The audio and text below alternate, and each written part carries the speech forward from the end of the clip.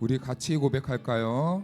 내 안에 가장 귀한 것, 내 안에 가장 귀한 것 예수를 알미라. 금은보다 더 귀한 것 예수를 알미. 한 번 더, 내 안에 가장 귀한 것, 내 안에 가장 귀 예수를 알미라. 금은보다 더 귀한 것은 예수를 알미라. 예수의 이름, 예수의 이름, 존귀한 그 이름, 예수의 이름, 능력의 그 이름. 세상 지식보다, 세상 지식보다 귀 예수를 알미라.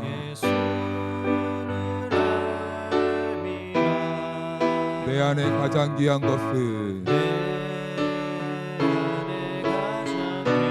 예수를 알미라. 세상 지식보다, 세상 지식보다 귀한 것 예수를 알미라. 내 안에 가장 귀한 것 예수를 알미라. 예수의 이름, 예수의 이름, 존귀한 그 이름, 예수의 이름, 능력의 그 내 안에 가장 귀한 것, 내 안에 가장 귀한 것 예수를 알미라. 금은보다 더 귀한 것 예수를 알미라. 세상 지식보다 귀한 것은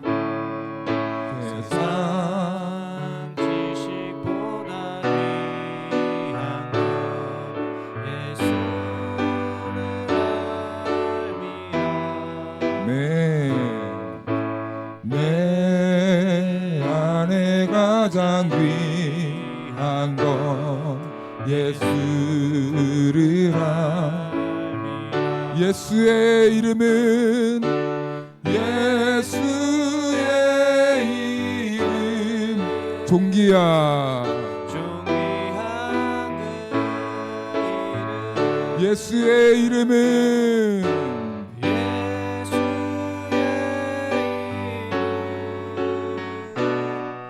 능력의 그 예수의 이름, 예수의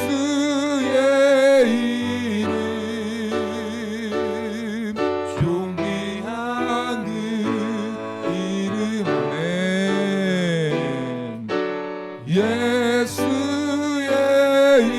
이름.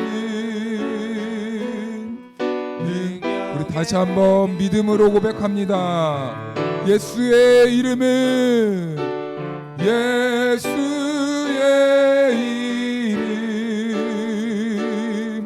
존귀한 그 이름, 예수의 이름, 능력의 그 예수의 이름.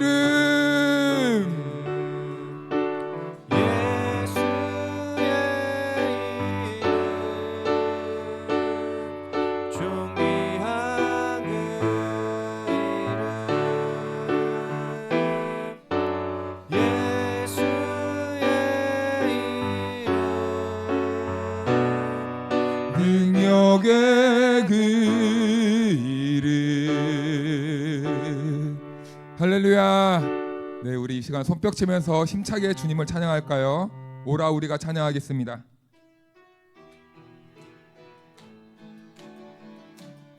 오라 우리가 여호와의 산에 올라 하나님의 전에 이르자. 오라 우리가 여호와의 산에 올라 하나님의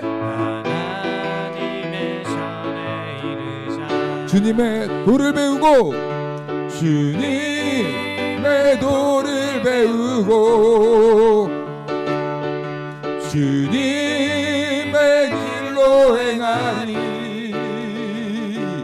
이는 율법이 시온에서 나오고 주의 말씀은 예루살렘에서. 오라 우리가 여호와의 산에 올라 하나님의 전에 이르자. 오라 우리가 여호와의 산에 하나님의 전에 주님의 도를 배우고 주님의 도를 배우고 주님의 길로 행하리.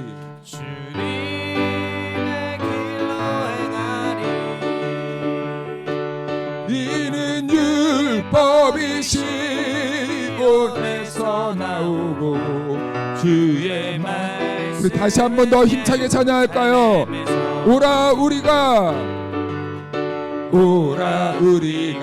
여호와의 산에 올라 하나님의 전에 이르자. 오라 우리가 여호와의 산에 올라 하나님의 전에 이르자. 주님의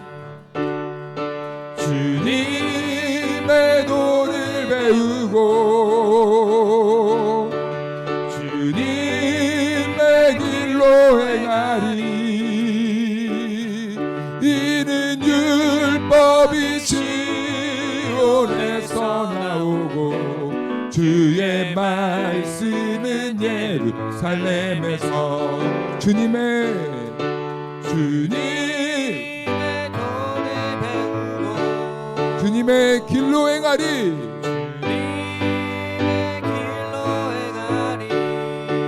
이는 율법이 시온에서 나오고 주의 말씀은 주님의 도를 배우고 주님의 도를 배우고 주님의 길로 행하리. 이는 율법이 시온에서 나오고 주의 말씀은 예루살렘에서. 주의 말씀은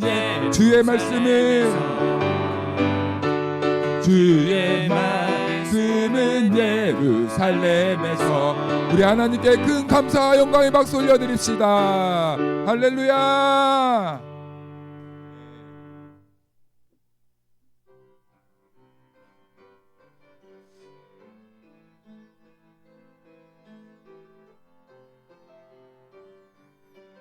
우리 같이 고백할까요? 힘들고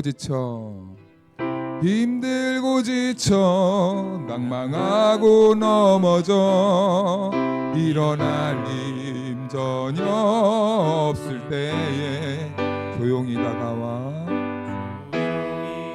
손잡아 주시며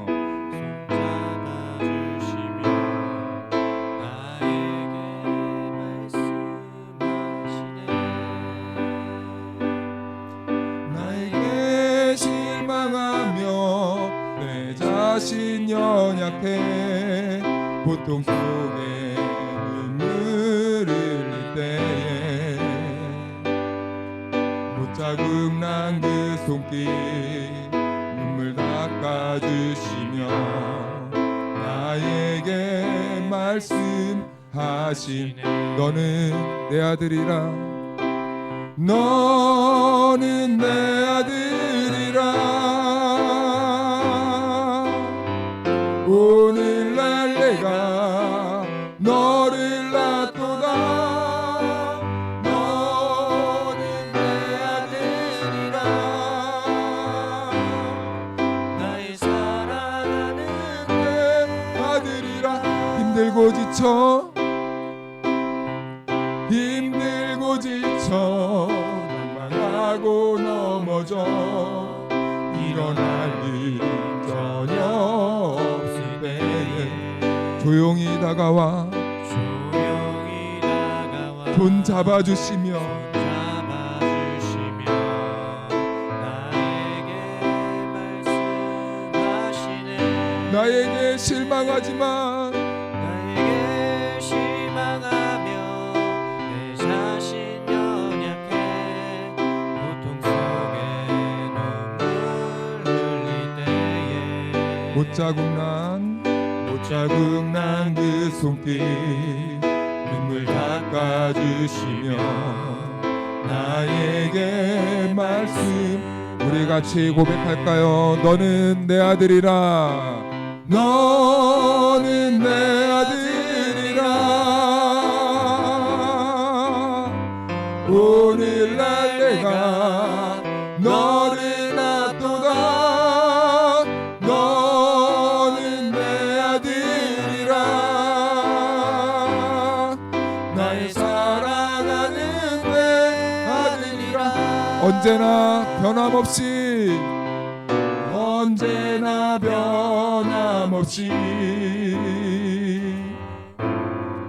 너는 내 아들이라.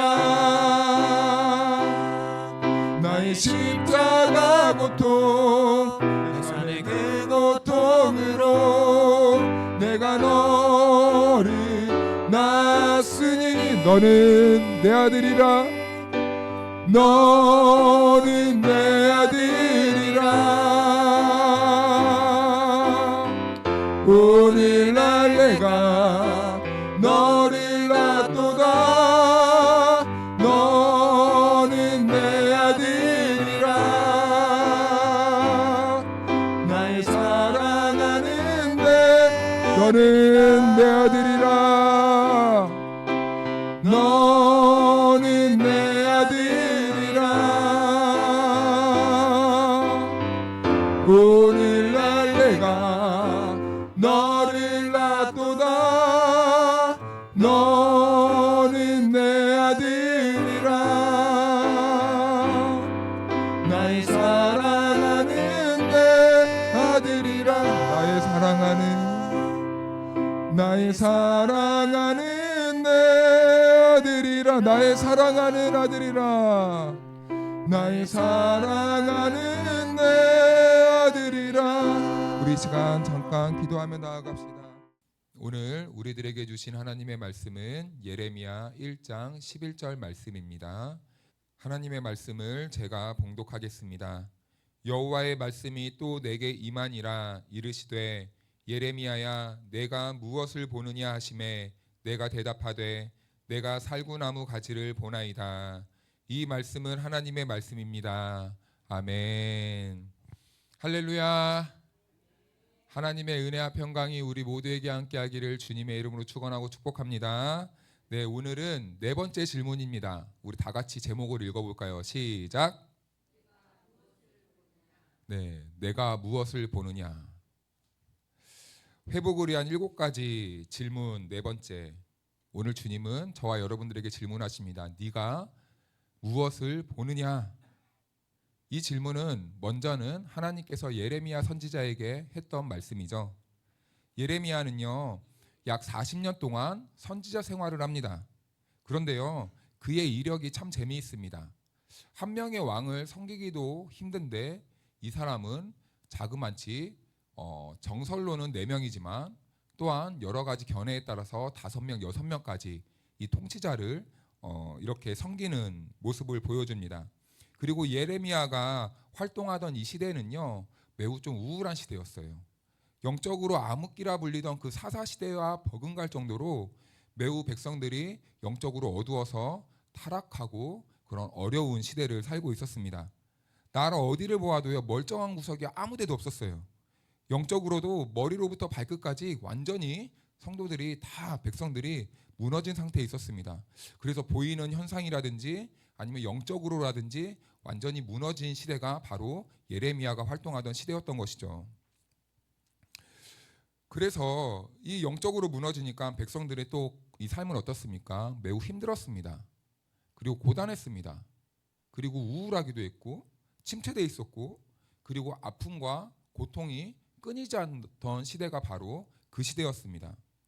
그런데요, 지도자들은 이 시대를 극복하기 위해서 한 가지 방책을 마련하는데요, 율법을 더 강화시킵니다.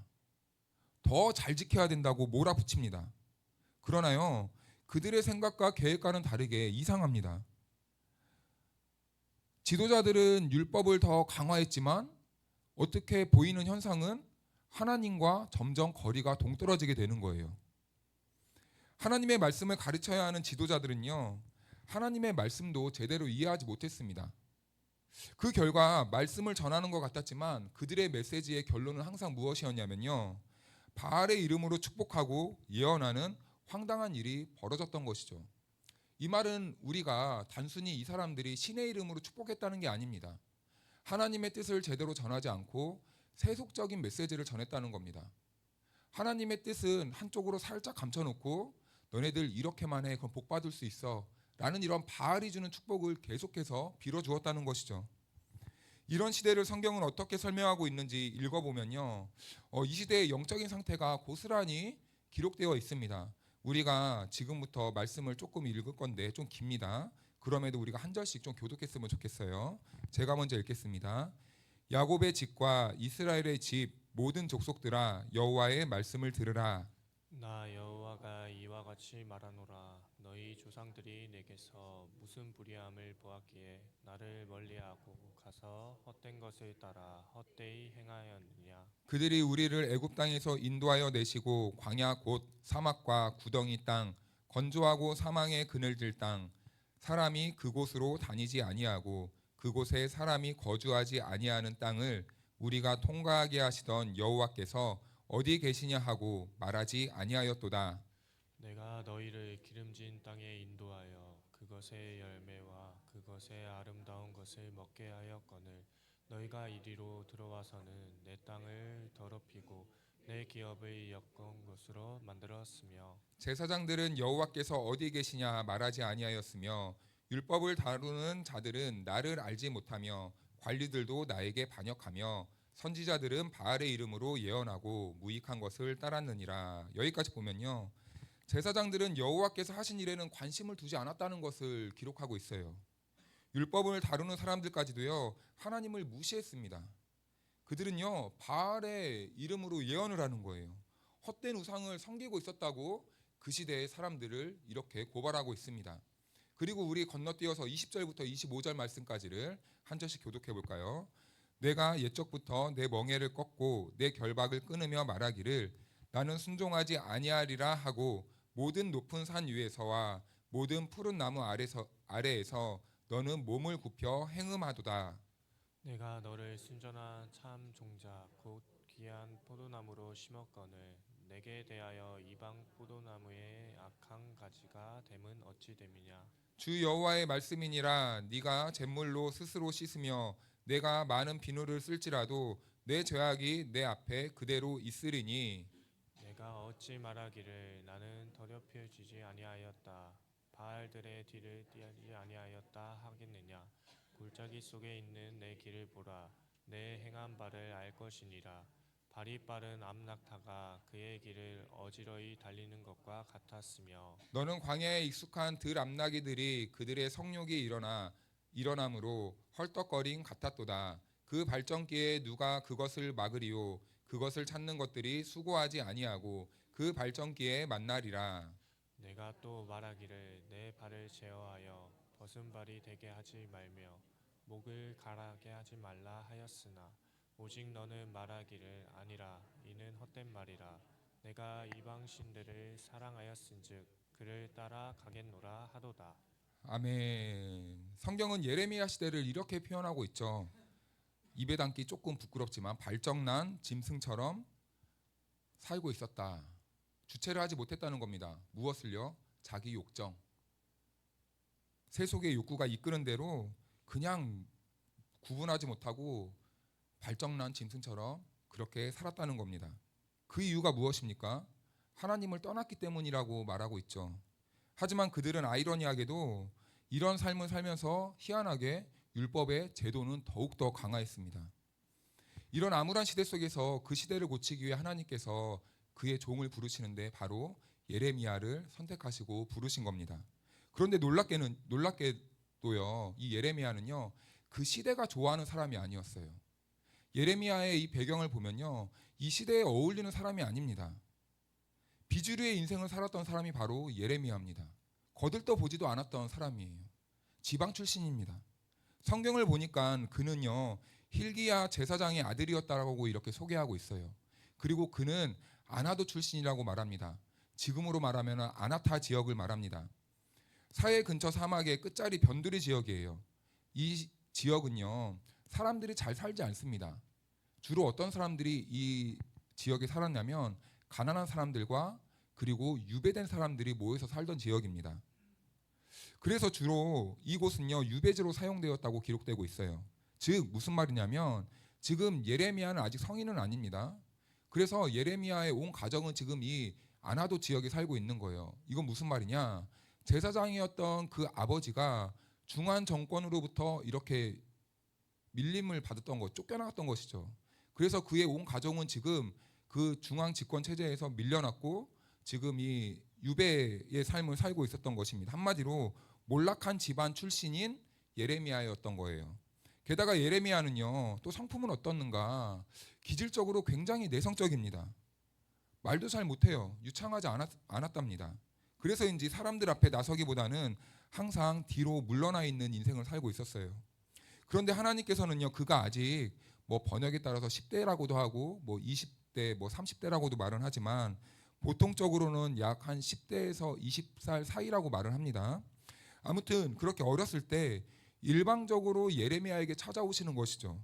그리고 예루살렘의 제사장들과 관료들에게 하나님의 말씀을 전하라고 하는 겁니다. 그러니까 당연히 어린 나이에 그리고 성격도 내성적이고 집안도 몰락했고 내세울 것 없는 하나도 없는 그 예레미야 입장에서는 다 자연스럽게 내뱉는 말이 하나님 저 못합니다. 이 말이었어요. 그러나 하나님께서는요, 예레미야의 입을 딱 닫는 말을 해주시는데요. 내가 모태에 있기 전부터 내가 너를 이 일로 구별하였다 라고 이렇게 말을 합니다. 그러니까 예레미야는 더 이상 항변을 할 수가 없었어요. 핑계거리가 없었어요. 하나님께서 나를 이렇게 쓰시려고 모태에서부터 지었다는데 어떻게 거기에다 대고 변명을 할 수 있겠습니까? 하나님의 이 말씀 때문에 예레미야는 어쩔 수 없이 하나님께 떠밀려 가듯이 역사의 전면에 이 앞에 딱 서게 되는 겁니다. 이런 모습을 볼 때요, 참 하나님은 재미있으세요. 하나님이 어떤 사람을 세우시고 그 사람을 통해 그 시대를 이끌어 가려고 하실 때 그 사람의 실력이나 배경이나 능력이나 어떤 탁월함, 리더십을 보지 않는다는 겁니다. 왜냐하면요, 하나님이 우리의 인간의 조건과 배경을 따지지 않는 이유가 있어요. 그것은 왜 그럴까요? 하나님이 더 능력이 많으시고 하나님이 더 실력도 크시고 하나님이 모든 사람들을 다 이끌어갈 수 있기 때문입니다. 한마디로 하나님은 능력이 스스로에게 충만하시긴 분이기 때문에 사람에게 능력이 있고 없고는 중요한 게 아니에요. 그렇다면 하나님께서는 무엇을 보시는가? 하나님께서 우리 인간들에게 단 하나 보시는 것은 우리의 조건과 배경과 실력과 어떠한 나의 리더십이 아니라 그럼에도 불구하고 하나님의 말씀을 순종하느냐 안 하느냐, 하나님은 이거 단 하나 보십니다. 그런데 우리는요, 가끔 착각할 때가 있어요. 내가 뭘 좀 더 갖춰야지, 내가 조금 더 자격이 돼야지, 내가 조금 더 신앙의 연륜도 쌓이고 더 많은 지식을 쌓여야 내가 하나님께 쓰임받을 수 있지. 그래서 우리가 교회 일을 할 때도 항상 어떻습니까? 사소한 것 하나도 저는 아직, 이 말이 항상 우리 앞에 꼬리표처럼 이렇게 따라옵니다. 이것은 사실은 내 능력이 정말 없음이 아니라 회피하고 싶은 그런 언어 중에 하나이죠.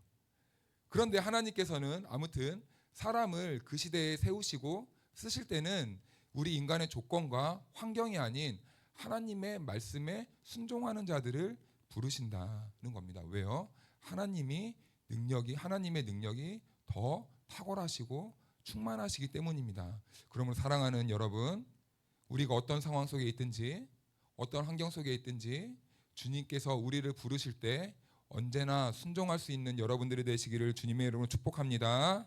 그리고 예레미야에게는 별명이 있었어요. 잘 알다시피 눈물의 선지자라는 이 별명이 있었습니다.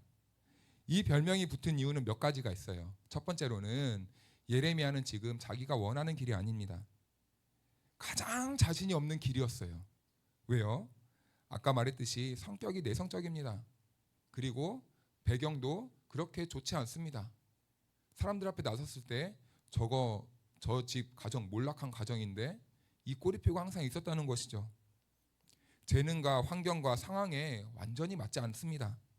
예레미야에게 하나님의 부르심의 길은요, 그 어떤 것보다 부담스러운 것이고 어렵고 가기 싫은 그 길이었어요. 그래서인지 예레미야는 매일 이 길을 가면서 웁니다. 울어. 맨날 하나님 앞에서 좀 세상 말로 징징댑니다. 막 울먹이면서 가는 거예요. 하나님 못하겠습니다. 그리고 두 번째는요, 그가 전해야 하는 메시지가 문제가 되었던 거예요. 사람들은요, 축복이나 평안이나 회복을 듣는 것을 좋아합니다. 그런데요, 예레미야가 전해야만 하는 그 메시지는요, 축복이나 평안이나 회복의 메시지가 아니었던 거예요. 심판과 파멸과 멸망과 저주의 메시지를 하나님께서 전하라고 하는 겁니다. 그러니까 어떤 사람이 예레미야의 메시지를 듣고 싶어 했겠습니까? 우리만 해도 그러잖아요. 교회 나와서 설교를 듣는데 맨날 똑바로 사십시오. 그러다 지옥 갑니다. 저주 받습니다. 그러다가 하나님의 진노를 받습니다. 라고 어린 제가 이렇게 말한다면 매주마다 여러분들의 입장에서는 그 메시지가 어떻겠습니까? 제가 여러분들보다 훨씬 더 어린데 나이가 연소한데 매일 이 앞에 서서 좋은 말을 해도 사실은 잘 안 들려요. 잘 안 들립니다. 왜냐하면은 저보다 훨씬 더 우리 여기 앞에 계신 분들이 신앙의 연수도 깊고 또 살아온 인생도 참 많고 지혜도 더 많기 때문에 사실은 잘 들리지 않아요. 그래서 사실은 이 말씀을 준비하면서 예레미야의 마음이 조금 공감이 되더라고요. 아무리 좋은 말로 해도 이게 참 듣기 싫을 수도 있겠구나. 아무튼 그럼에도 예레미야는 어린 나이에 그것도 이 지도자들에게 말을 해야 하는 겁니다. 일반 백성들도 아니에요. 글을 모르고 지식이 없는 무지한 일반 백성들이 아닙니다. 잘 배운 사람들 앞에서, 성공한 사람들 앞에서, 권력 있는 사람들 앞에서, 돈도 많은 사람들 앞에서, 유명한 사람들 앞에서 비주류 예레미야가 하나님의 말씀을 전해야 되는 거예요. 그러니까 예레미야가 세상으로부터 사랑을 받았겠습니까? 아닙니다. 미움을 받았어요. 다른 선지자들처럼 평강을 말하지도 않아요. 저주와 심판을 말하는 겁니다. 그러다가 결국엔 어떻게 됩니까? 예레미야가 감옥까지 갇히게 되는 거예요. 예레미야는 고통과 괴로움 속에서 눈물을 흘리면서 힘들고 어려운 그 일을 감당해야만 했던 겁니다. 왜냐하면 그는 왜 그런 인생을 살았을까요? 하나님의 부르심 때문입니다. 하나님의 부르심 때문에. 하나님의 부르심 앞에 선 성도들은 예레미야와 같아야 됩니다. 내 생각과 내 상황과 내 뜻과 맞지 않아도 하나님이 부르신 그 자리에서 힘들고 괴롭지만 충성되게 순종하는 그 마음, 그 모습, 이 모습을 통해 하나님이 기뻐하시고 하나님은 이런 사람들을 통해서 하나님께서 새 역사를 이루어 가신다라는 겁니다. 여러분, 그거 아십니까? 저와 여러분들은 하나님께서 우리가 살아가는 그 세상에 새로운 이 변혁을 일으키는, 새로운 이 변화를 일으키는 그런 주인공들로 불러주셨습니다. 이것은 예레미야 한 명이 아니에요. 우리 모두가 다 예레미야가 돼야 됩니다. 그렇다면 우리의 삶의 영역에서 우리가 새로운 이 바람을 일으키기 위해서는 우리는 어떻게 해야 되겠습니까? 우리 각 사람들이 순종해야 되는 거예요. 어렵고 힘들지만 그 자리에서 충성해야 되는 겁니다. 이것이 저와 여러분들을 부르신 하나님의 목적인 줄로 믿으시기 바랍니다. 그리고 세 번째로는요, 이 눈물의 선지자라는 말의 본질적인 의미는 사실 따로 있어요. 예레미야는 하나님의 시선으로 그 시대를 보았습니다. 그래서 그는 눈물을 흘릴 수밖에 없었어요. 예레미야가 보았던 세상은요, 하나님을 떠났던 이 백성들의 모습입니다. 상처투성이가 된 백성들의 그 아픔을 보았던 거예요. 그런 시대와 백성들의 상태를 보고 예레미야는 하나님을 따르는 성도의 입장에서 눈물을 흘리지 않을 수가 없었던 겁니다. 그런 이 시대를 보면서 안타까워했던 거예요.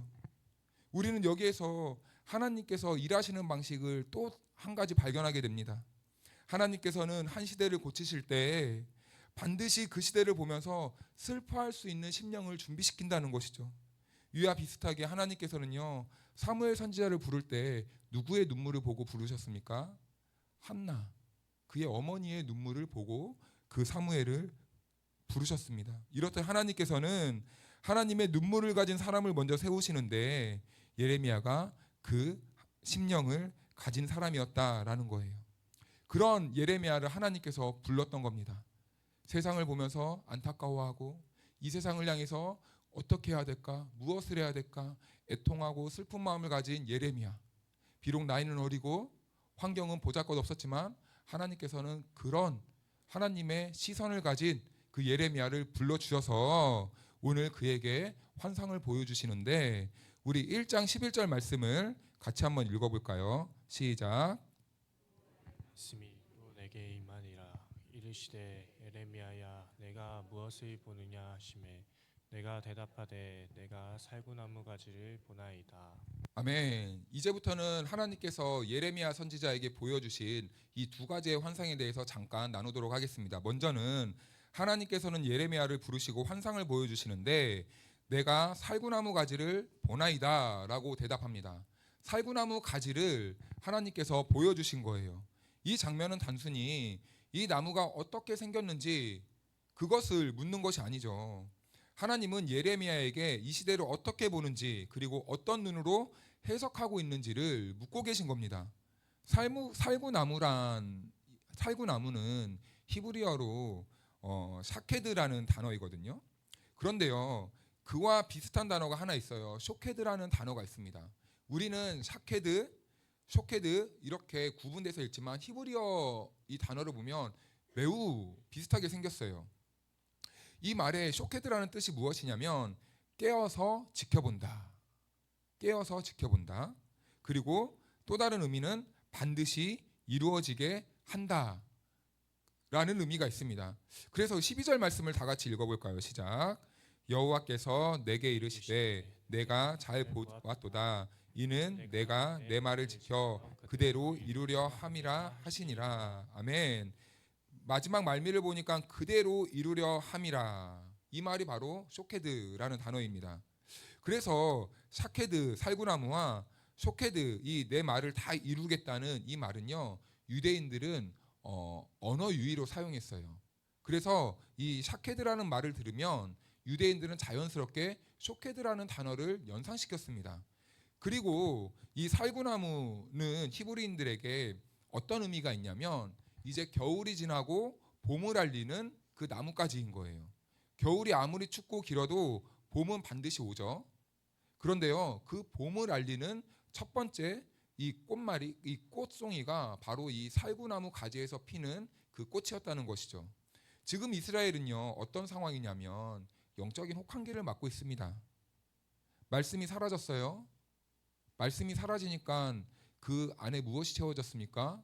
조금 더 정확한 말로는 그 말씀을 무엇으로 밀어냈습니까? 우상으로 밀어내었던 것이죠. 그러니까 말씀이 사라지고 우상이 가득했습니다. 제사장도 선지자들도 다 무너졌습니다. 그런데 하나님은 예레미야에게 이 그림을 보면서 말씀해 주시는 거예요. 겨울은 곧 끝난다. 그리고 봄은 반드시 온다. 내가 반드시 내 백성을 살리고 회복시킬 것이다. 이것이 첫 번째 예레미야에게 보여준 그림의 핵심입니다. 그래서 살구나무 환상은요, 단순히 희망만 꿈꾸게 하는 것이 아니에요. 하나님께서 자기의 이름을 걸고 예레미야에게 말씀하시는 것입니다. 그래서 하나님은요, 내가 내 말을 지켜 그대로 이루려 함이라 말씀하세요.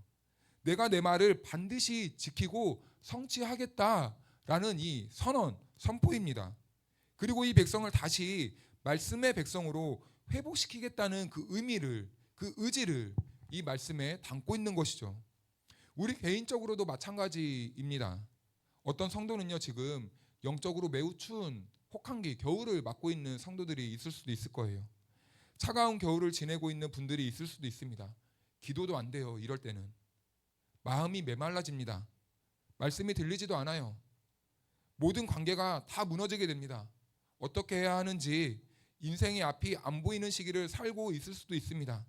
그런데 이런 우리들에게 오늘 하나님은 말씀해 주시는 거죠. 네가 무엇을 보고 있느냐?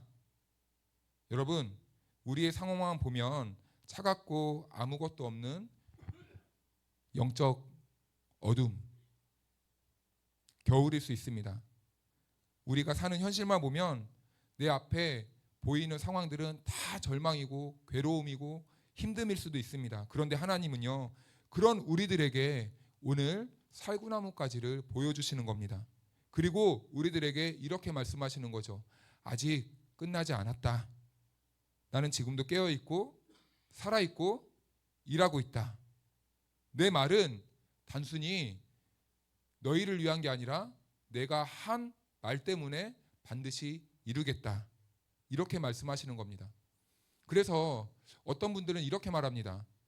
우리는 하나님의 전능하심을 말할 때 우리는 무조건 모든 것들을 다 할 수 있는 분, 이렇게 이해할 때가 있습니다. 물론 그것도 맞습니다. 그런데 하나님의 전능하심은 무엇이냐면 하나님이 말씀하신 모든 말씀은 하나님의 능력으로 반드시 이루어진다라는 겁니다.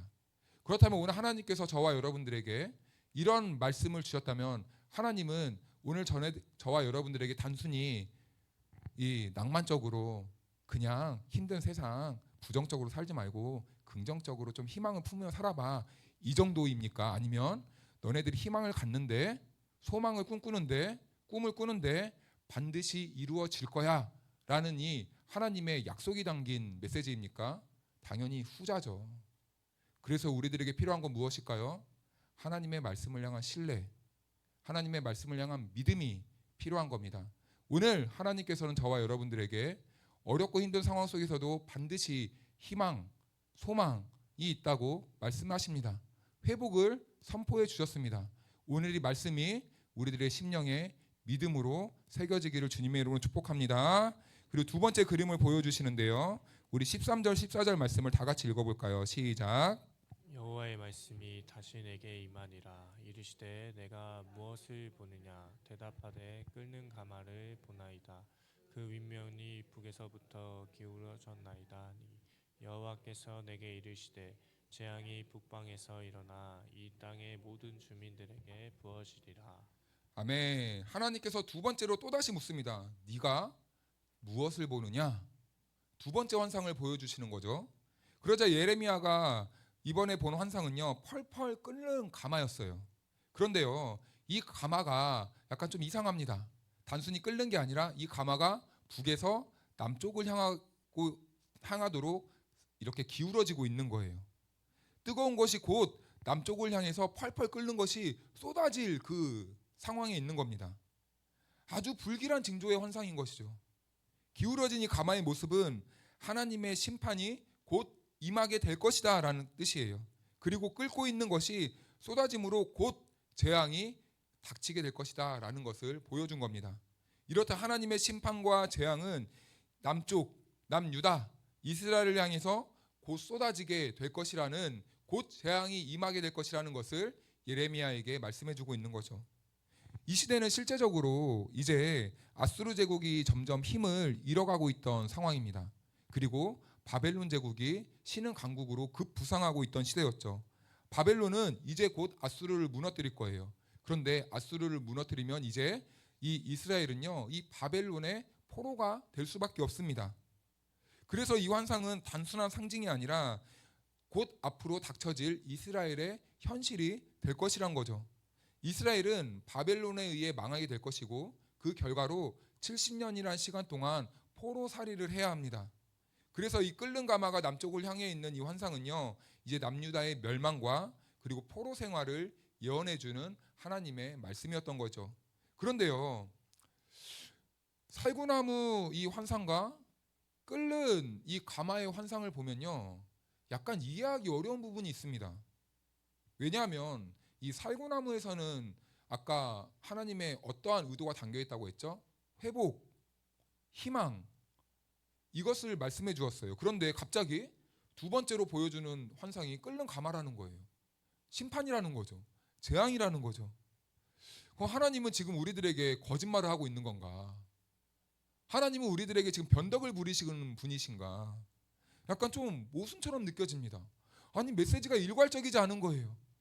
회복이면 회복이지, 왜 갑자기 회복을 말하시고 기분 나쁘게 두 번째로 재앙, 심판을 말하신다는 겁니까? 그러나 사실은 여기에 하나님의 메시지는요, 하나로 엮어져 있다는 것을 발견하게 됩니다. 그 핵심이요, 10절 말씀에 있는데요, 우리 10절 말씀을 다 같이 읽어볼까요? 시작. 보라, 내가 오늘 너를 여러 나라와 여러 왕국 위에 세워 내가 그것들을 뽑고 파괴하며 파멸하고 넘어뜨리며 건설하고 심게 하였느니라 하시니라.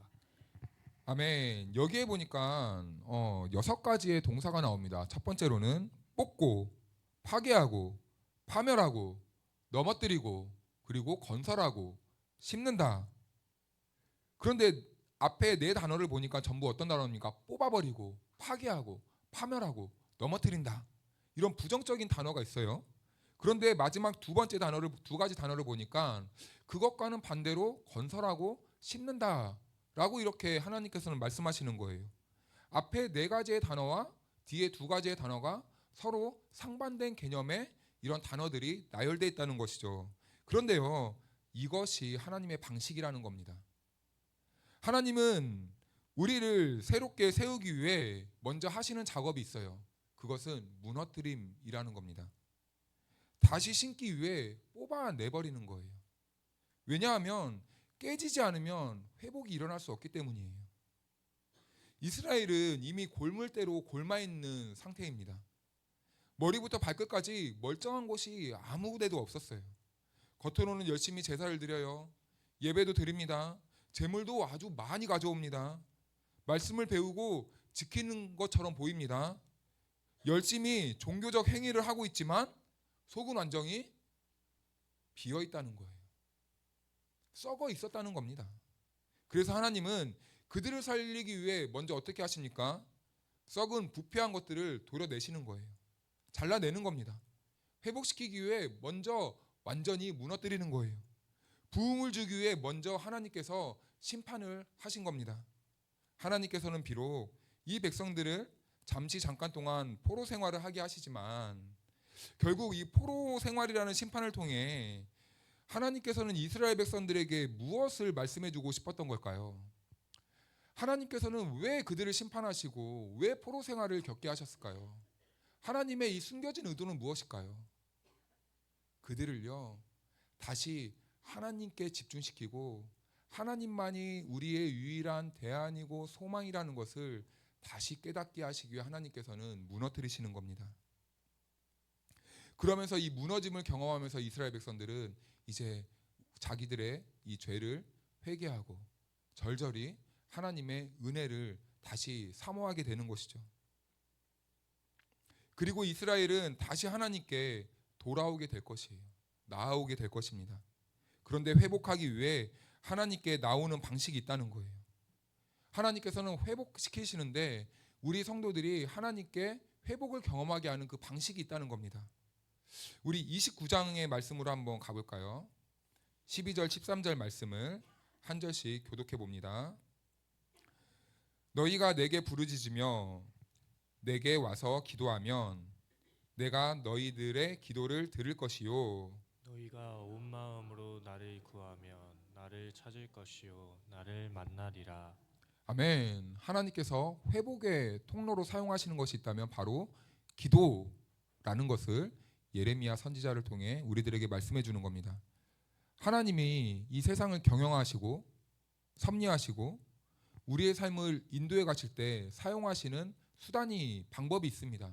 그것이 바로 기도라는 거예요. 그래서 기도는 무엇입니까? 하나님과 대화하는 거라고 말하잖아요.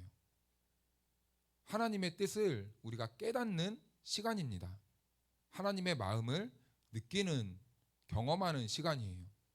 그리고 기도를 통해서 그 우리가 하나님의 뜻을 알고 느낀 하나님의 마음을 이제는 어떻게 하게 됩니까?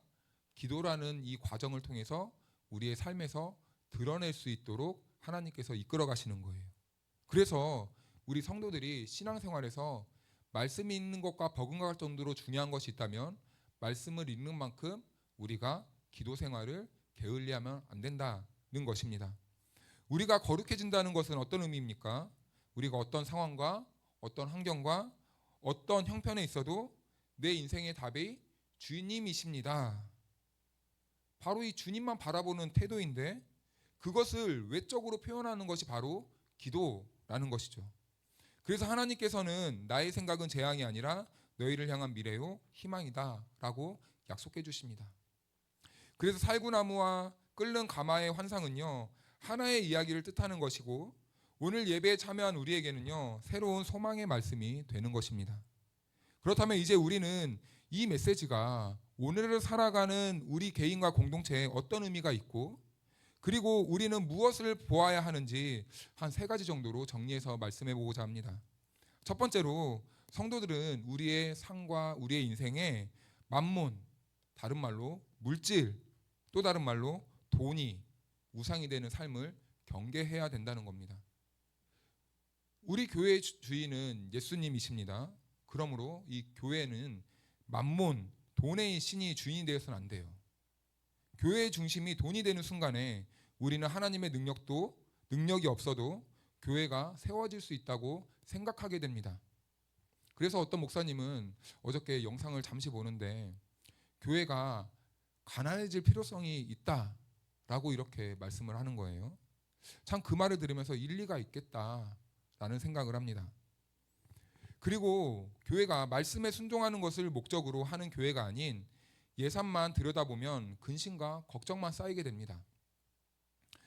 돈이 없는데 일을 할 수 있을까? 돈이 없는데 우리가 이 교회를 어떻게 할 수 있을까?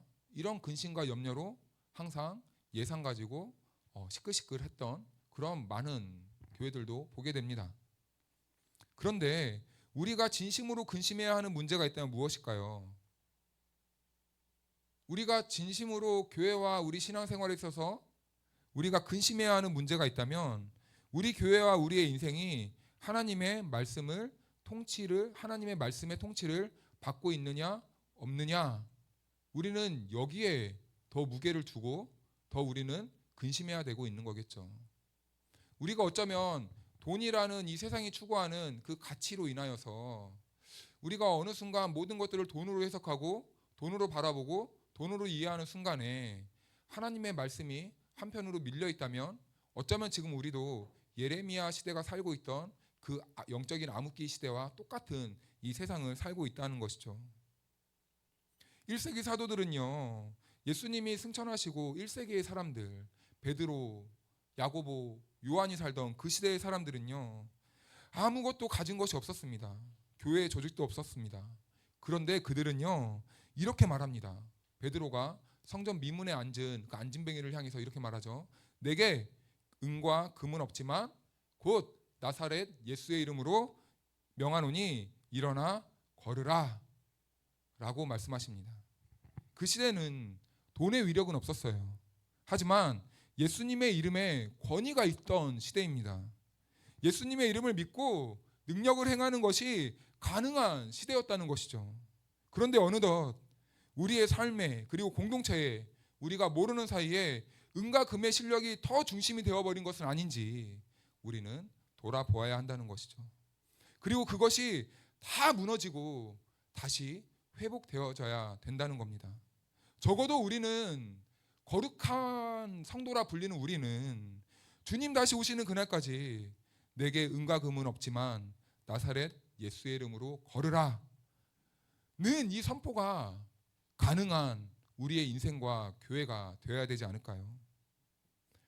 간절히 바라기는 우리 교회가 다른 거는 가난해도 정말 예수의 그 이름, 예수의 능력, 예수라는 지식으로 만족해하고 행복해하고 충만해지는 그 은혜의 역사가 일어나기를 주님의 이름으로 축복합니다. 그리고 두 번째는 진리의 혼탁이에요. 이단들이 무서운 게 아닙니다. 우리는 신천지고 통일교고 하나님의 교회고 사실 이런 게 우리들에게 걸림이 되진 않아요. 왜냐하면 그 사람들은 이단이라고 써붙여 있기 때문입니다. 이것은 조금만 분별하면 우리가 걸러낼 수 있는 사람들이에요. 그런데요, 더 무서운 게 뭔지 아십니까? 교회 안에 은근히 밀려오는 세속의 가치입니다. 그 세속의 가치가 진리를 혼탁하게 만드는 그 세상의 지혜들, 하나님의 복음이 아닌 이 세상의 지혜자들이 말하는 그 지혜들, 우린 이런 것들을 분별하고 우리는 거부해야 된다는 것이죠. 잘못된 승리주의, 성공주의, 외양 팽창주의, 이런 것들을 우리가 철저하게 경계해야 됩니다. 이 교회의 강단에서는 그래서 우리는 무엇만이 제대로 선포되어야 될까요? 무기력하게 십자가에서 죽었던 그 예수 그리스도, 그 가르침, 그 예수님의 모습, 그 하나님의 마음, 그것들이 온전하게 드러나야 되지 않겠습니까? 세상 사람들은 판단하고 정죄할 때 우리는 십자가의 사랑으로 어떻게 그 성도들을 품어야 될 것인가? 내가 죽고 그리스도만이 살아 역사하는 교회가 되어야 되지 않겠습니까? 그래서요, 우리 교회는 십자가의 의미를 바르게 선포해야 함과 동시에 그 복음의 가치에 순종할 수 있는 교회, 영적인 실력이 있어야 되는 거예요. 요즘 새벽에 고린도전서를 읽고 있습니다. 그런데 바울이 분쟁 많은 고린도 교회를 향해서 아직 어리구나, 아직 신앙이 어리니까 사람들을 바라볼 때, 교회를 바라볼 때 세속적인 가치와 기준으로 바라보니 어떤 일이 일어났어요? 나는 베드로파야, 나는 아볼로파야, 나는 그리스도파야, 이런 말도 안 되는 일들이 벌어졌다는 겁니다. 어리기 때문인 거죠. 그래야 진리가, 우리가 이 가치, 복음의 가치에 순종할 때 이 올바른 교회로 세워질 수 있다는 것이죠. 그래야 진리가 혼탁해지는 이 시대 가운데서 우리가 진리를 붙잡고 바른 길을 걸을 수 있게 되는 것입니다. 그리고 세 번째는 우리는 주님의 눈물이 되어야 된다는 겁니다. 오늘날 한국 교회를 세상이 바라볼 때 냉정하게 평가하면 이렇게 말해요. 끼리끼리, 그들만의 리그, 좀 더 세속적인 말로 하면은 고인물들의 이 모임, 이렇게 말을 하기도 합니다. 사람이 인생의 위기가 오면요, 어떻게 하시냐면, 어떻게 반응하냐면 자기가 가진 것을 놓치지 않으려고 더 움켜잡는 이 심리를 보입니다. 그런데 공동체 안에도 어떤 위기가 생기잖아요. 그럼 점점 더 움츠러들고 이것만을 지키기 위해서만 더 급급한 모습을 보일 때가 있어요. 우리가 코로나 때 한번 경험해 봤잖아요.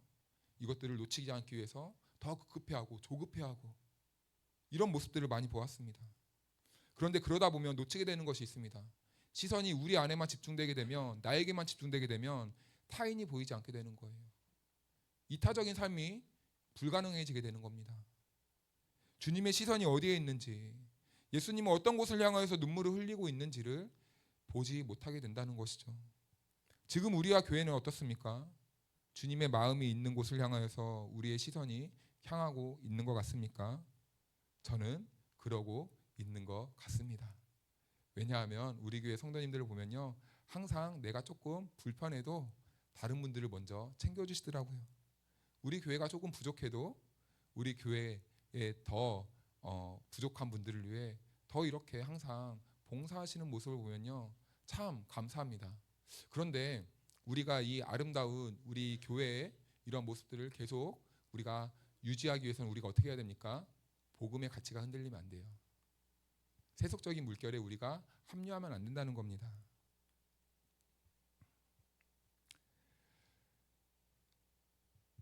우리는 오늘 기억해야 됩니다. 주님께서 지금 우리를 이 자리로 부르신 이유가 무엇일까요?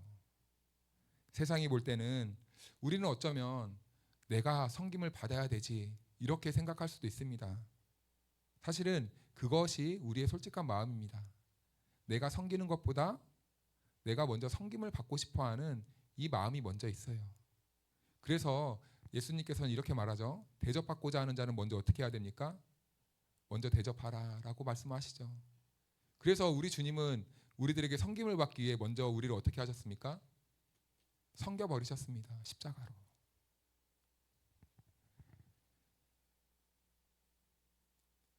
우리는요, 우리 주님이 우리를 이 자리로 부르신 이유는 하나입니다.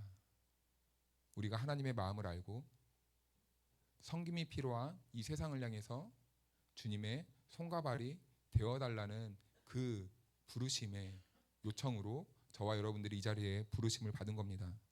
그래서 이제는 우리가 해야 될 일이 있는 거죠. 먼저 우리를 섬기기 위해 이 땅에 오신 예수 그리스도의 그 사랑을 받은 자로서 이제는 나의 형편과 나의 상과 관계없이 우리는 먼저 주님이 기뻐하시는 곳으로 손과 발이 되어서 우리가 그 자리에 나아가 그 자리에서 우리가 하나님의 말씀에 순종함으로 회복의 역사를 일으키기를 원하신다는 거죠. 여러분, 우리는 그 일을 위해서 부름받은 겁니다. 우리는 위로받는 자인 동시에 사명자로서 이 교회로 부름을 받은 겁니다. 그러므로 우리가 살아가는 삶의 자리에서 이제는 어떻게 해야 될까요? 이제는 우리는 어떠한 삶으로 나아가야 될까요?